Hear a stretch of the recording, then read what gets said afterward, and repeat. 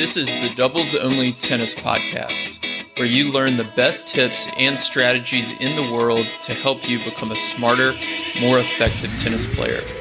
You'll hear interviews with Pro Tour doubles players and coaches, including easy-to-use lessons to improve your game and win more matches. My name is Will Bocek, founder of the Tennis Tribe, doubles strategy coach, and host of the show.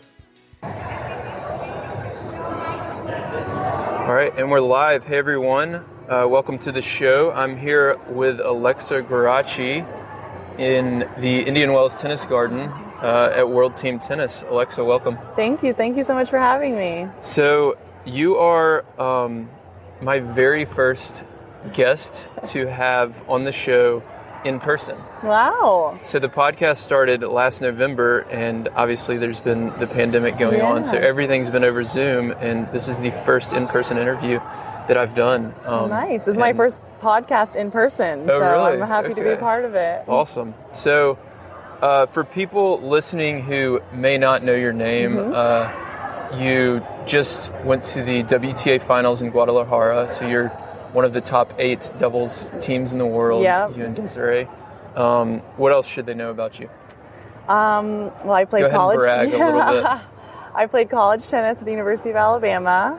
Okay. I did not know that. Yes, I'm a 7th generation bloodline there at Alabama. My dad played tennis there. My brother went to school there. My dad was the first foreign athlete at Alabama. Wow. Okay.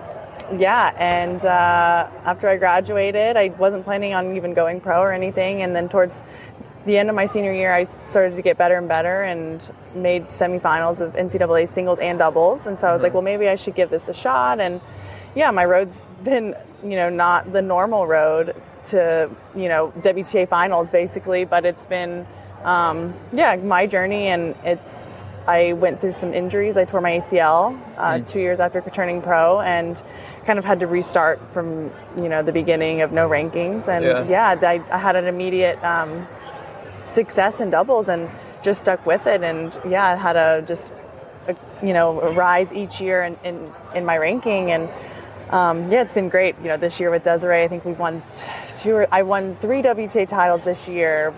2 with Desiree. My first WTA 1000 event in Dubai. We made semifinals of US Open this year. And then, we're one of the top 8 teams in the world and got to go to WTA Finals. Awesome. Yeah, so I want to talk a little bit more about the WTA Finals. So y'all played in Guadalajara. I watched a lot of it. And they were talking about the altitude.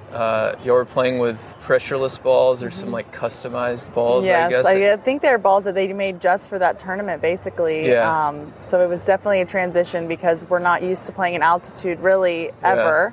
There's, I think, one tournament in Bogota, but other than that, we're not really used to playing in altitude. So we had to get there, obviously days early and adjust and get used to the tension and everything. But, they did a really great job of throwing that event together, I would say, in a couple months. It was amazing. And it was an amazing fan base that turned out to, I think it makes the event so much more special when we have so many fans. Yeah, and the fans seem to stick around for doubles too, for the most part, which was nice I to feel see. like a lot of people can relate to doubles because it's what people play most, So I think they love it. It's a lot going on and fun points to watch. Yeah, absolutely. So how did you get started in tennis? So my parents both teach tennis, and they have a club where we live in Florida. So you didn't have a choice. So I literally learned how to walk on a court when I was 3 years old, 2 years old. So, I just had no other choice, and I'm super, super competitive, and I just wanted to play tournaments all the time, and I wanted to kind of be it's funny, I grew up, if I wanted to dress or knew this or knew that, my dad would be you have to hit 10 balls over the net first, so he kind of dangled the carrot in front of me like that, and then I got so competitive, and I just fell in love with it. Where'd you grow up? In Destin, Florida. It's in the Panhandle. I used to go there for fall break when I was a kid. Nice. The family vacations. Awesome. So you grew up in Destin, you go to Alabama, you play there. What year did you turn pro? After I graduated in 2013. 2013. Okay, got it. And then When you graduate, you're going pro. I assume you're going to try to give singles a shot too? Yes, yeah. I got up to around 300 in singles before I tore my ACL. I was literally at like my career high in singles and doubles. Oh, man. And got hurt and was like, timing. I was just like, am I meant to do this? Is this a sign? Do I need to stop? What do I need to do? And I knew ultimately, I'm an active person, and I knew I was going to have to rehab and get surgery. And no matter if I want to do daily activities where I'm being athletic, like I feel like I'm going to have to rehab it to the best. So I might as well just see what happens. And it was kind of refreshing because I felt like I had a new attitude coming forward with tennis. It was like kind of like, oh, whatever, like it could be gone tomorrow, and then moving forward, I felt like I played so much looser and relaxed and learned to enjoy it even more. Because it's funny, as tennis players, we don't realize how quickly it can be taken away from us. You take it for granted sometimes, so. Yeah, for sure. So that's a good transition to my next question. I was watching you play earlier, and I think you like poached on a ball or something, and you had a relatively easy like high backhand, and you missed it, and you turned around. And I watch a lot of the players on tour. Not everybody's like this, but a lot of the players on tour get real upset and stuff. And you're always smiling. You're always smiling. Where did you get that from? I don't know. I've always been this way growing up. I feel like it helps me. I like to play relaxed, and I think I've figured out that a negative attitude isn't going to do anything. It's not going to help you, so it's only going to hurt you. So, obviously I get frustrated like anybody else, but I feel like I don't like to show my opponents I'm frustrated. I don't, because I know what it's like when I play someone and they get frustrated and they show me that negative body language. I love it. You love to see that. Feel like you've got the match. Exactly. Yeah. So I'm like, I'm just going to never do that. I feel like one of the biggest things is control the things you can control, and your attitude is one of them. Sometimes you're not playing your best and you can't really control that, but if you're giving your best effort and you're controlling your attitude, usually things will turn around. Tennis is a crazy sport, and there's so many ebbs and flows. Right. So there's, I don't know if I've mentioned this on the podcast before for anybody listening, but there's an author named James Clear who wrote a book called Atomic Habits, and he talks about this is separate from the book. He wrote a blog post about anger and like what it does to the brain, and it actually like narrows your focus a lot so that you can't see the bigger picture and stuff.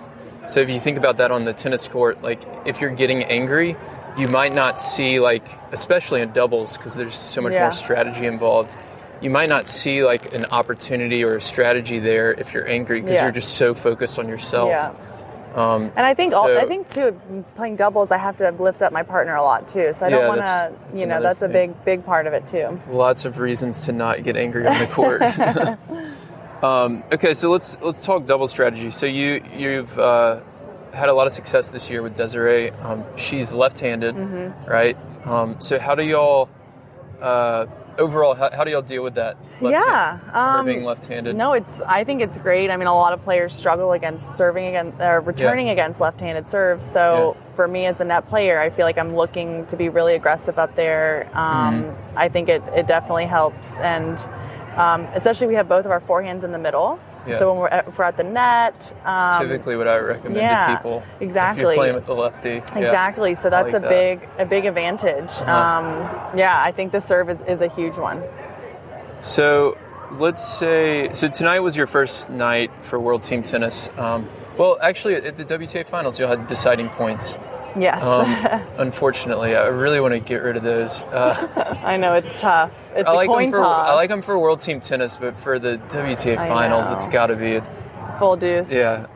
But anyways, so deciding point, you're serving.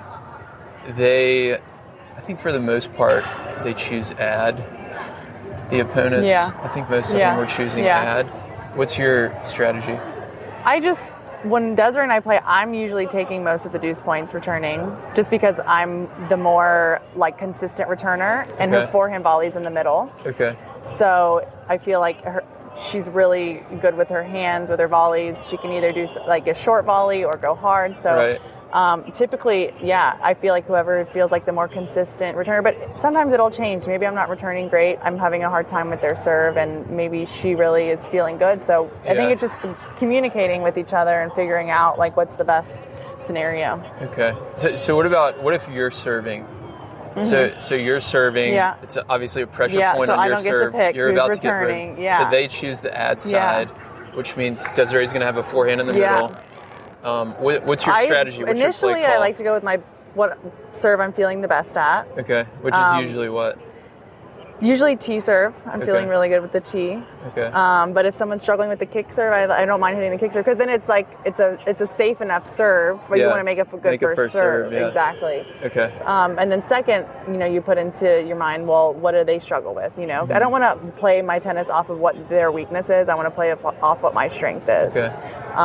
So I think about both a little bit. That's how I figure out my serve strategy. Got it. Okay. And then would y'all play? You think you play eye on that big point? Or? I think so, because it makes them have to choose where to go. And a lot of times if I hit a good enough first serve, it's tough to make that down the line ball sometimes, Or get it past Desiree. Exactly. Okay.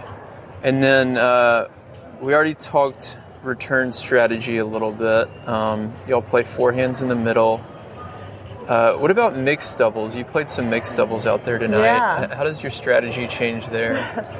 I mean, the guy's taking a lot of balls, I felt like Donald tonight was running down a lot, but he's fast. He's really fast. I think I just try to hold my ground as much as I can with the guy's serve and when the guy's at the back and look to be aggressive because I think they don't expect the girl to poach very much and be aggressive. Right. So that's what I try to do to mix things up. But mixed doubles is a weird thing because we're not used to obviously playing with guys. So. Right.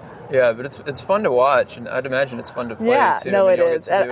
Each time I play in each slam or now World Team Tennis, I feel like I'm just getting more and more comfortable. Yeah, and it's just the slams and World Team Tennis. Like, that's crazy. Yeah, that's the only opportunity we get to watch that.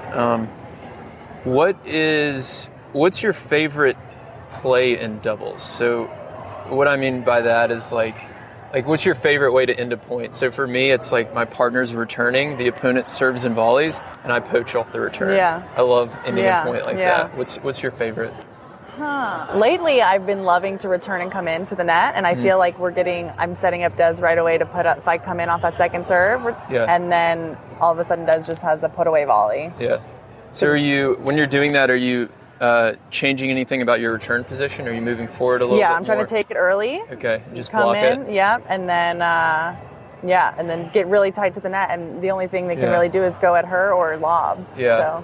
And I'd imagine that's pretty tough for the server to lob off of. Yeah, if it's going so flat. You've moved forward, and you've taken a lot of time away from them, so they're recovering from their serve. They don't have a lot of time to do that and really to hit a good deep lob. Yeah. Okay, so that's it for double strategy, actually. What are your off-season plans? What are you going to work on this off-season? I haven't even gotten there yet. I'm not sure. Yeah. We just finished finals. I know my coach is having some much-needed time off, and, I think this World Team Tennis time I can kind of sit down, too, and write down. I haven't even kind of thought about it yet, but... just all my thoughts on 2021, and I'll sit down and think about what I want to do for next year. But I'm just going to enjoy spend some time at home with my husband and my dog. So awesome. Where do y'all live? In Destin. Oh, you still live there? Yeah. Oh, that's so fun. Yeah. Cool. What about next year? As far as doubles go, do you think Desiree and you will team up again, or? You don't want to talk about it on a public podcast? So you have? It's fine, yeah. Okay. Yeah. Do you know who you're going to play with next year? I'm going to play with Nicole Melikar. Oh, really? Yeah. Okay. Interesting. Okay. That'll be a really good pairing. Yeah. So she's got a huge serve, big forehand.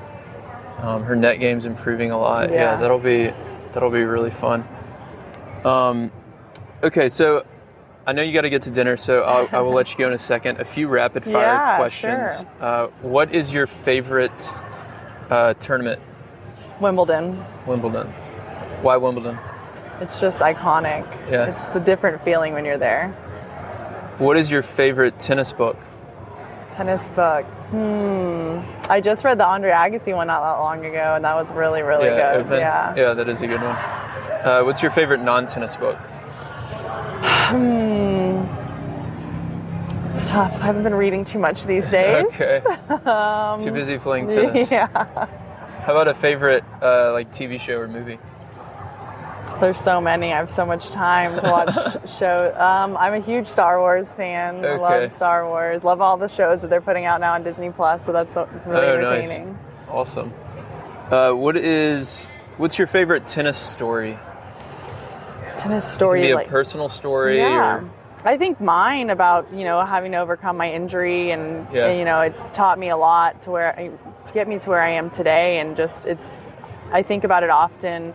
When things aren't going well and losing matches, it's it's nice to take things into perspective. Yeah.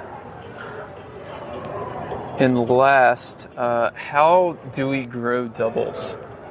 That's a good question. We're trying to work on that all the time. I think if we can get more TV coverage with it, because I just feel like maybe even with the Tennis Channel, they put a lot of the big singles matches on, but the doubles they're not really putting on there, like on the regular Tennis Channel for... maybe only the finals, and I feel like a lot of people love to watch. And maybe if other networks can pick up tennis too, just to get it on there and get some women's doubles on there. I know it's funny because I feel like not that many people watch women's doubles, but I think once they get into it and they start, even if they see it in person, they're like, wow, they really can respect what we're doing. It's interesting. It's kind of like a chicken or the egg problem, because like we want it on TV more, but there's got to be like the demand. But having it on TV creates more demand. So it's an interesting problem that hopefully we can help solve. Yes, I hope so. It's tough too, because you're like, well, if singles players play. But, I think some of the younger girls are doing a great job and they're playing, and I think that's drawn some attention, like Coco and McNally, I feel like they've drawn a lot of attention to women's doubles, showing how important it is that it helps the rest of your game for these singles players. Yeah, absolutely does. Yeah, I was here for Indian Wells last month, and they were playing here on Stadium 3, and I mean, it was just packed. Yeah. And the crowd was loving it. So some of the singles players playing definitely helps a lot, and then I feel like, I don't know, I've seen, I mean, I can go on about Tennis Channel, but like they'll show like replays of the singles Djokovic match over like your doubles match that's live or something, and I'm like, what? It's frustrating. Come on, y'all. For sure. But I don't know, that maybe once Djokovic and Federer and Nadal are out of the way, the demand for them will slow down. Yeah. All right, so I'll let you go to Thank dinner. You so much. Thanks, I appreciate it. Thanks a ton for coming on. Of course. Thank you. If you're a doubles player, you'll love our weekly doubles newsletter. Every Thursday, we send you doubles tips and strategies to help you improve your game and become a smarter player. When you sign up, you'll get a free 10-page guide on how to play with more confidence and dominate at the net in doubles. You can go to thetennistribe.com to sign up now.